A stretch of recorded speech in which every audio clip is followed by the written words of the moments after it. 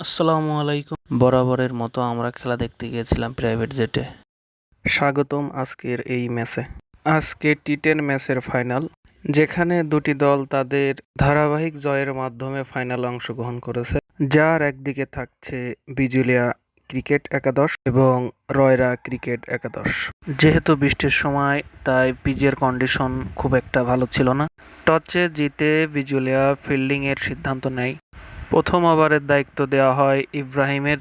প্রথম বলেই ব্যাটসম্যান একটি 4 হাঁকায়। এরপরে অবশ্য একটি ক্যাচের সুযোগ আসে, কিন্তু ফিল্ডিং মিস করে।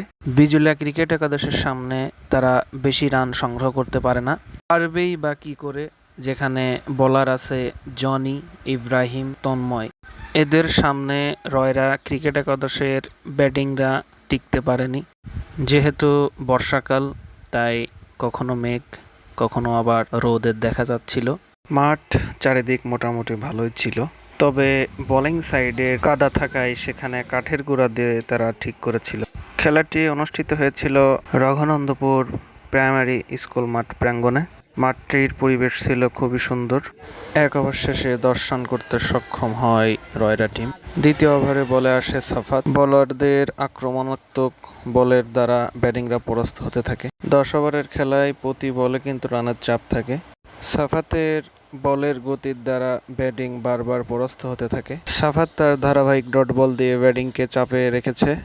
10 ওভার খেলায় 100 বা 100+ রান হলে কিন্তু হাড্ডাহাড্ডি খেলা হয়। ব্যাটসম্যান জোরে মারার চেষ্টা করেছিল, কিন্তু ফিল্ডার ইনজাম সেখানে ডাইরেক্ট থ্রো এর মাধ্যমে স্টাম্প ভেঙে দেয় এবং ব্যাটিং রান আউটের শিকার হয়। সাফাত তার একটি সুন্দর ওভারের মাধ্যমে একটি উইকেট নিয়ে তার ওভার শেষ করে। এরপরের ওভারে আসে তন্ময় বলে এসে তার বাহুর গতি দেখাতে থাকে। রয়্যাল একাদশের ব্যাটিংরা অবশ্যই খুব চাপে আছে, কারণ তারা অনেক রানে পিছিয়ে আছে। এর ওভার প্রতি কমপক্ষে 2টা করে বাউন্ডারি লাগবে। ব্যাটিং ওপে খেলেছিলেন, ক্যাচটি ধরতে পারলে অবশ্যই সুন্দর একটি ক্যাচ হতো। ট্রাই করেছিল ক্যাপ্টেন উম্মা। 4 দিয়ে ওভার শেষ করে পরের ওভারে আসে জনির এই ওভারে খেলা ঘুরে যায়। প্রথম বলেই সে একটি উইকেট পায়। ইয়র্কার বল ব্যাটিংয়ের ব্যাটকে ফাঁকি দিয়ে স্টাম্প উড়িয়ে দেয়।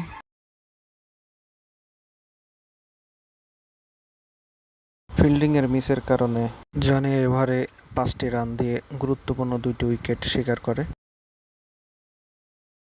এরপরে আবারও একটি ক্যাচের সম্ভাবনা আসে। ক্যাচটি অবশ্য অনেক টাফ ছিল। এরপরের ওভারে আসে রকন স্যার। তার বয়সের তুলনায় সে অনেক ভালো বল করে থাকে। তার একটি ওভারে 6 রান দেয়।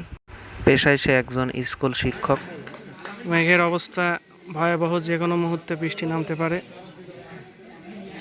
পরের ওভারের দায়িত্ব পড়ে সাফাতের উপর।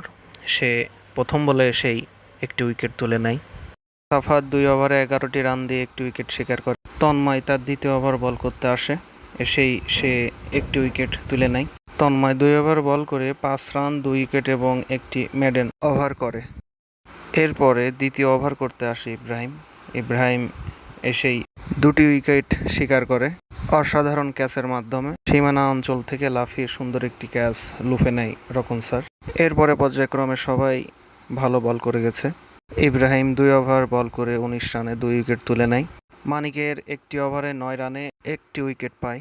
এরপরে বলে আসে জনি এসেই প্রথম বলে তার উইকেট শিকার। একাদশের লাস্ট উইকেট জনি সংগ্রহ করে। জনি 1 ওভার 1 বল করে 5 রানে 3টে উইকেট শিকার করে। এরপরে বিজুলা ক্যাপ্টেন উম্মা ম্যাচ সম্পর্কে কিছু কথা বলে। যদিও 56 টার্গেট টু উইন মানে 57 তো এই রানটা আমরা হালকাভাবে নিচ্ছিলাম। এটা অবশ্যই আমরা মানে সিরিয়াসলি নিচ্ছি, কারণ এই রান করতে আমাদের কষ্ট হচ্ছে পিচের কন্ডিশন। পিচের অবস্থা একটু ভয়ানক। ধন্যবাদ অধিনায়ক উম্মা ভাইকে। রয়্যাল একাদশ মাত্র 58 রানের টার্গেট দেয়।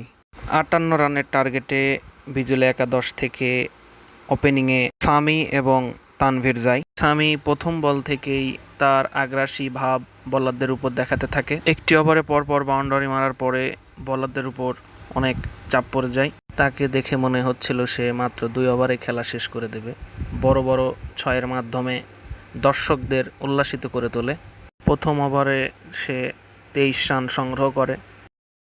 এরপরে ওভারে বল করতে আসে ডালিম। খেলাটি যেহেতু টি10, প্রথম 3 ওভার পাওয়ার প্লে সিঙ্গেলের মাধ্যমে স্ট্রাইক পরিবর্তন করে সামি স্ট্রাইকে যায়। এরপরে ডালিম এর ওভারে পরপর 3টি বাউন্ডারি হাঁকায় সামি। 2টি 6 এবং 1টি 4-এর মাধ্যমে এই ওভারে সামি আউট হয়।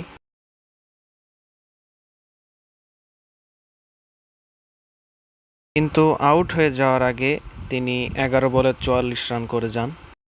এরপরে ব্যাটিংয়ে নামে টিম বিজুলিয়ার ক্যাপ্টেন উম্মা।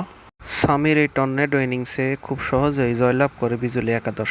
সামির 11 বলে 44 এবং তানভীরের 7 বলে 5 এর মাধ্যমে পাওয়ার প্লে 3 ওভারেই খুব সহজে বিজুলি একাদশ তার কাঙ্ক্ষিত ফাইনালের ট্রফি অর্জন করে। আজ শেষ করছি এখানেই, তবে আবার আসবো নতুন কোনো ভিডিও নিয়ে। ততদিন সুস্থ থাকুন, ভালো থাকুন, আল্লাহ হাফেজ।